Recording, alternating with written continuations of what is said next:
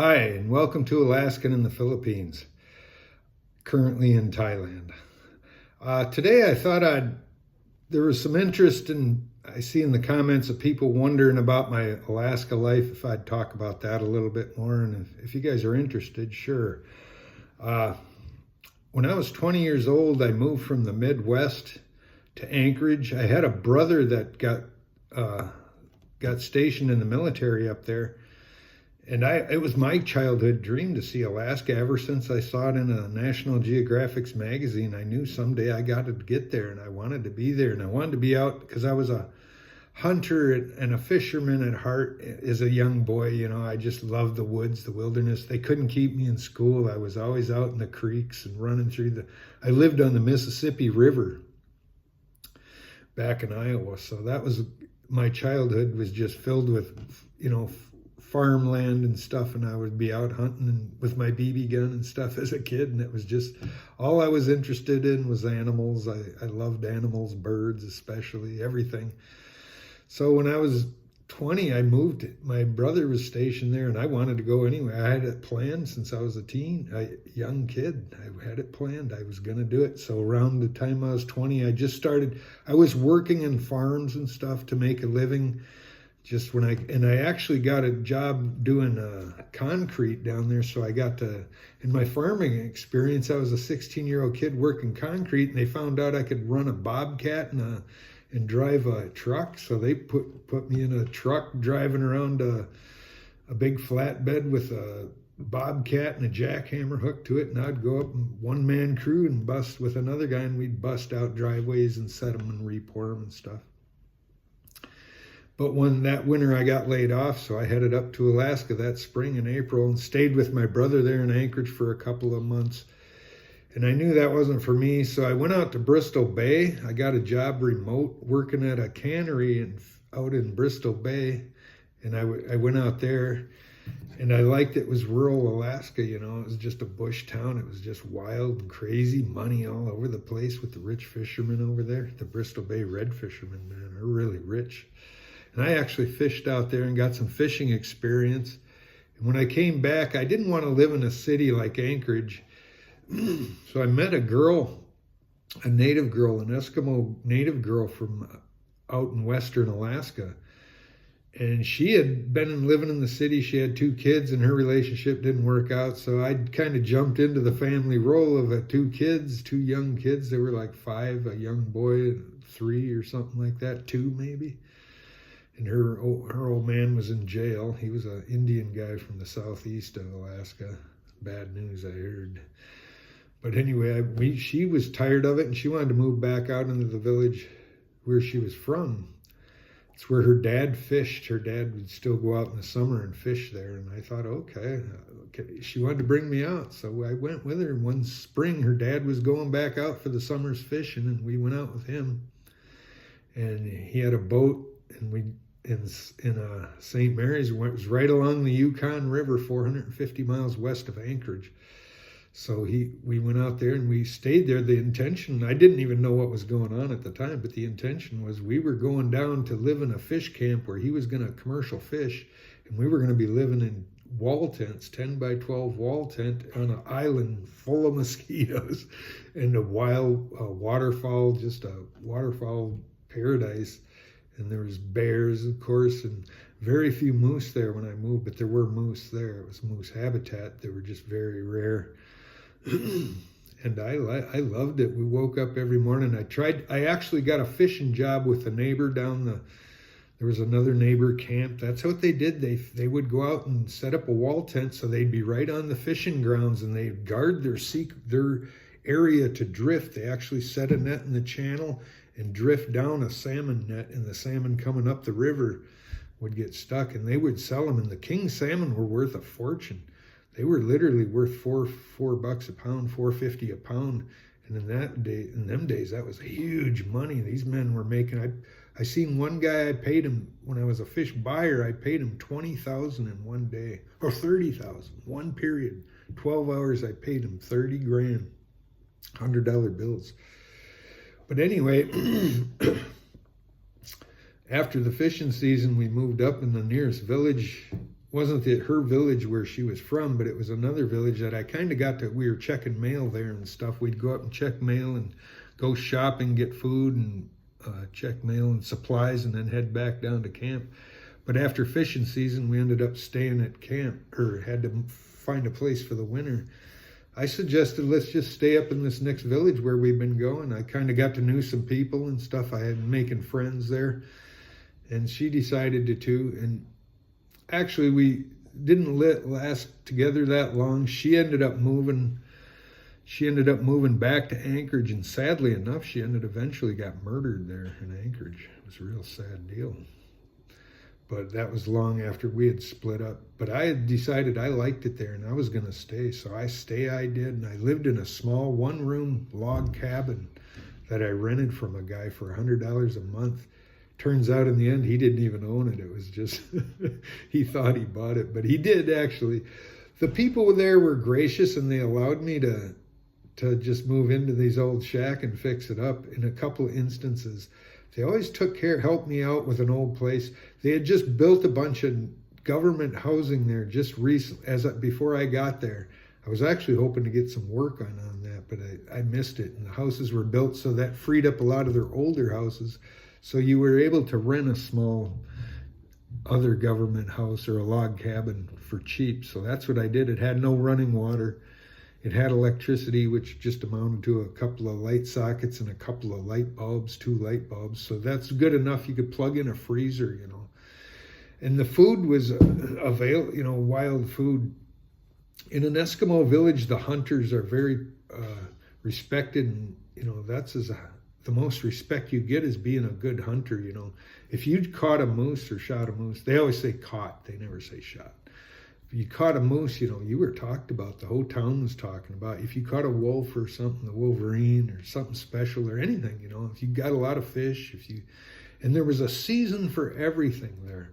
They truly do follow the seasons and harvest the foods as they love the native foods. They still do, although they have access to store-bought foods, but they love their native foods. And the local foods there would come at certain times of the year, and the men would all pitch in and go out and hunt them foods and bring them back to the villages, and share it. It was always shared. It was never sold. We never sold fish in the village, although we had a commercial fishery where we sold fish to the cannery people or the fish buying people. We never sold the fish to each other. It was always taboo. You just give it away. So yeah, you'd get a big giant king salmon here, buddy. Want a fish? So it was always shared. And it was always my honor to take part in any of that hunting for the village and feeding the village. And I did. I fed the village a lot. I've always kept a net, even right before I left for years. I was one of the few people that would come springtime or at late winter, I was one of the last few people that had a net under the ice that would still be providing fresh fish for the villagers, passing them out every day. I'd catch sled loads of fish, big she-fish, 40-pound she-fish, whitefish, lush fish, burbot, and pike mostly. That was what we'd catch. And the summer salmon.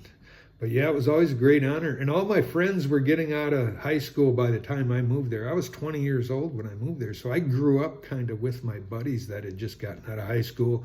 They were getting their first boats and their first snow machines, and they're taking their first hunting trips up the river. We'd go up a couple 100 miles and spend a couple weeks hunting moose because we didn't have them available. Or we'd go caribou hunting in the wintertime. We'd take our snow machines and go 150 miles up into the mountains. These are no man's land there. There's no roads, there's no signs, there's no 7-Elevens. You got to know where you're going or you're lost.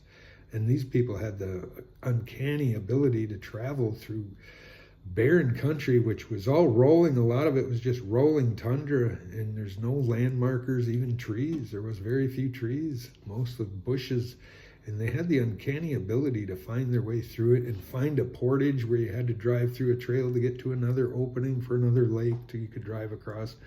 They had an uncanny ability to do it. And I learned with them. I had to learn the country. I learned it. I got on my snow machine or in my boat, and I knew all the places.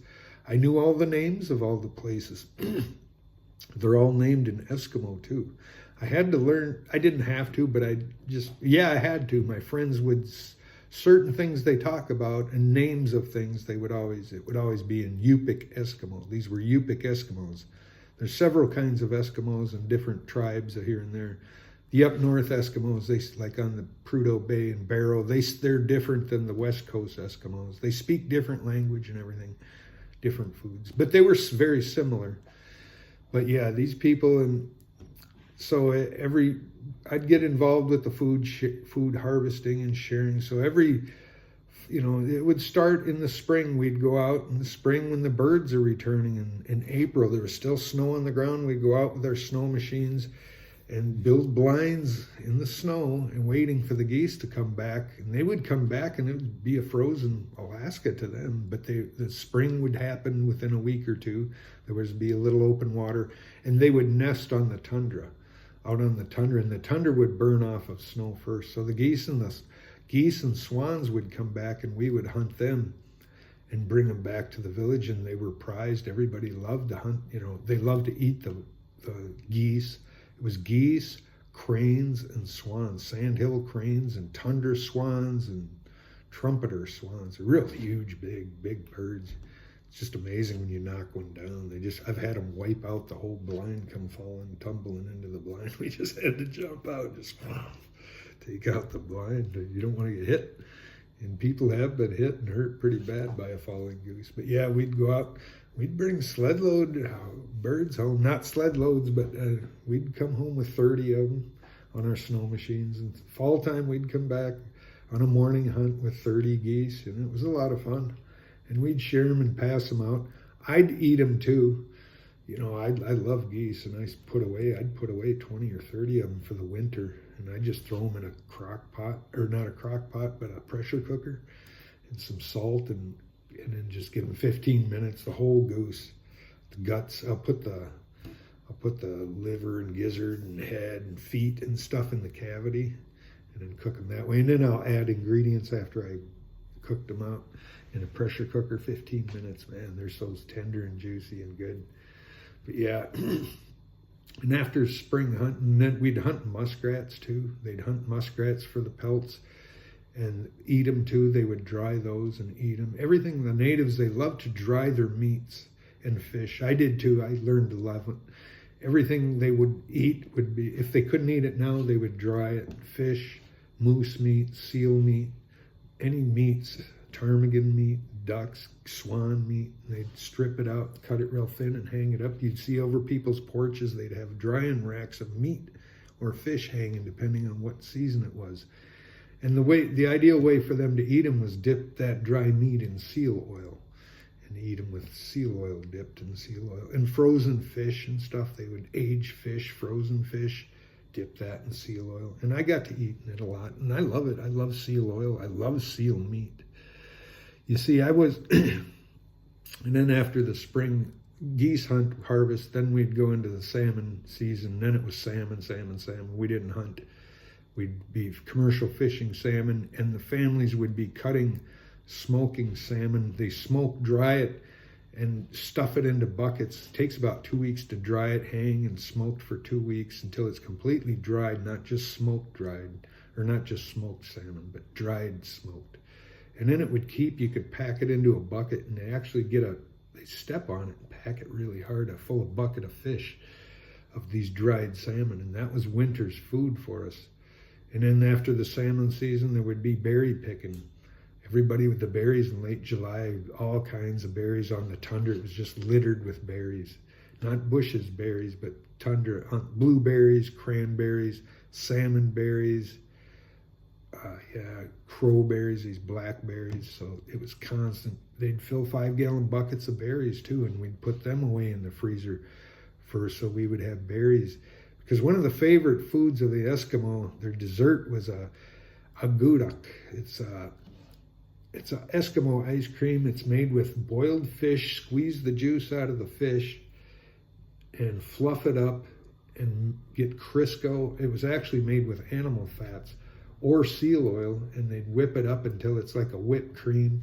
They'd slowly add the fish. They'd add some sugar, and then they'd add berries and whip it all up. And it's a berry concoction of fish, oil, like Crisco, and sugar. and berries. It's really good. I love it. I love it. The Crisco ain't good for you. That's the seed oil, but it's really good. And most even a foreigner Caucasian do like it. But you tell them there's fish in it, they don't. But in this area, they use fish with it. And it was good. It was good for it. Kind of healthy, gave you a good boost, sit in your gut like a gut bomb. But yeah, that was one of the foods.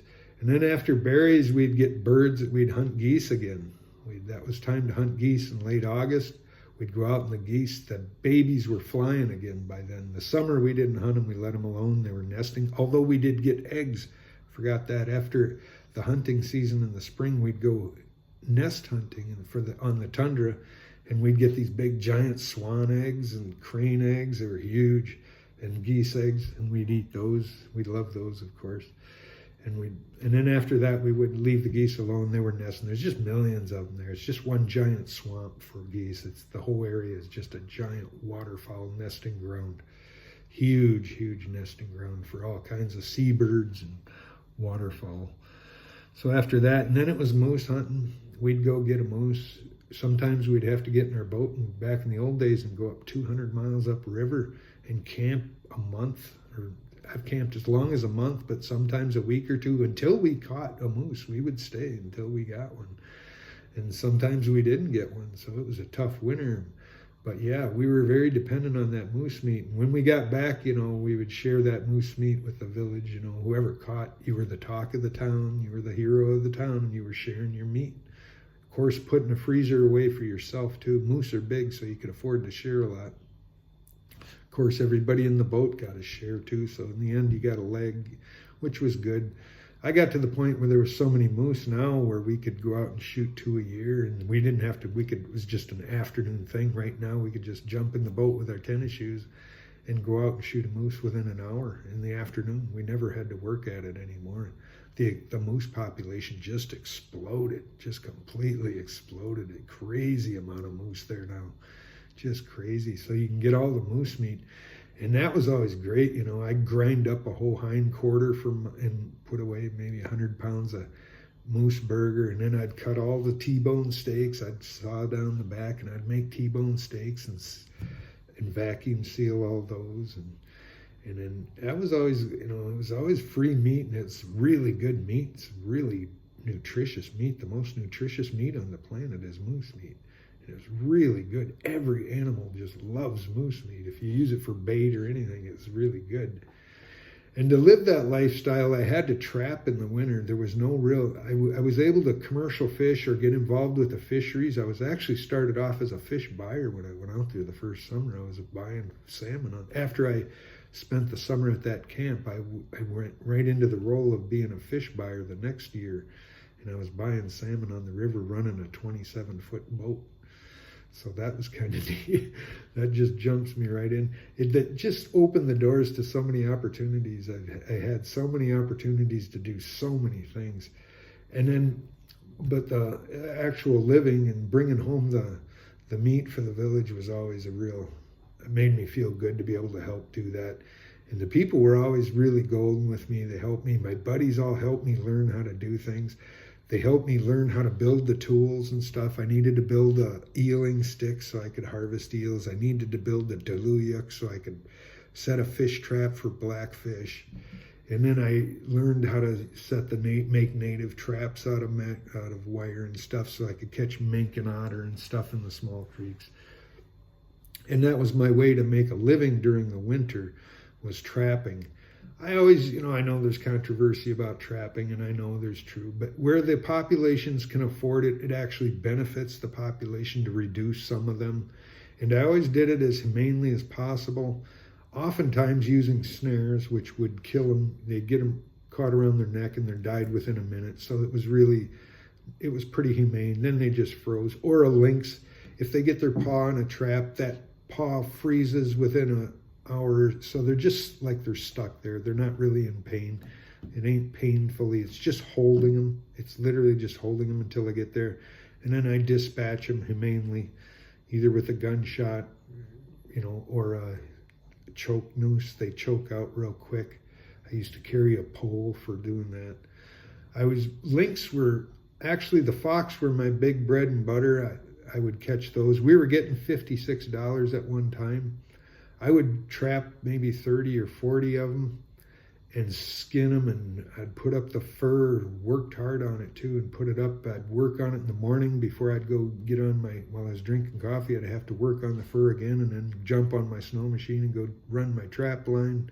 I had like 3 different trap lines, one for lynx, one for beaver, one for fox.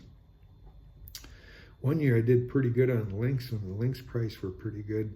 I would sell them to taxidermists and stuff. I would skin them out dorsally and sell those online. So I was actually making more money as I could, getting much as I could out of the product. One year that I did real good on lynx, I caught 80 of them, and I was able to sell all those for a pretty good price at a auction house. And Canadian auction houses where I ended up marketing most of my fur, where they'd bring the best prices. And I made 10 grand that winter, and I was able to save it. And I bought a house that I'd been looking at. There was a house and a lot for sale, an old rundown house, but I had a nice big lot for 10 grand. So I used that lynx money to buy that house, which I never did live there, but it was a nice investment for me. And then I ended up buying another house later on. I did a lot of work and I had my own businesses, so I was able to buy another house I bought there for 30 grand. It was that one I ended up living in, leaving my daughter. It was out of town. It was a nice place. I really like it out there. I had all kinds of wildlife. It still is. It's a nice place. Park your boat right on the bank, walk up to the house. It's really convenient. The beach was right there. I could get gravel. I could ride up the beach. Snow machine, the river was right there, so I had a wide open highway in the winter. So it was a really nice place. I really enjoyed it. And I could live there to the day I die. It was really nice. But you know, I got the traveling bug. And I'd always look up about 10 years ago, after I first started thinking about retiring in Asia, I would always look up and I would see the airlines going over. Because if you don't know, all the airlines go from west coast of the U.S. They fly up and they go right over Alaska, practically right over my house. I could see them. I was on the flyway for the jets. They were at 30,000 feet, but I could see they were jets, and they go down towards Japan, and then you're down in Asia. They're literally going up over the top of the world. If you watch on the screen when you're flying up, you'll see you fly north. You fly from Seattle all the way up over to Alaska, down the other side to Asia. And I would sit there. I'd be out in the middle of nowhere, 30 miles out in the middle of nowhere, chopping ice on a beaver, checking my beaver snare or something. I'd look up and I'd see those jets up there. And I said, man, one of these days I'm going to be on one of those. I'm going to get out of here. And I'm going to live in a warm climate and enjoy life when I retire. And all them years of looking up and seeing them, I see them every day too. Boy, I really wanted to be on one. And then finally my day came and I am on one. So I uprooted, left everything to my daughter. And here I am in Asia and Thailand after checking Philippines. I'm on my second location here in Thailand. I like it here, but if I find somewhere better, I'm going to keep moving. I'd like to keep checking other places. I'm going to be forced to with trying to have to get out of the country at some point, so I'm going to have to move out. But that's part of my story in Alaska. I go into great detail. I have just the most amazing, crazy stories of living in that lifestyle in the village, just some of the crazy things that I've seen and done. You probably won't believe it. But I tell you, my number one thing is I don't lie. Everything I say is 100% true. I don't embellish the truth. Everything I'm saying is 100% the truth, and so help me God, and I swear it is. Well, if you enjoyed that and you want to hear more Alaska stories, let me know in the comments, because I got a whole bunch of them, and it all kind of ties into me getting here to Asia as well. So if you want to hear more, let me know, and thanks for watching. Thanks for subscribing. We'll see you in the next one. Bye.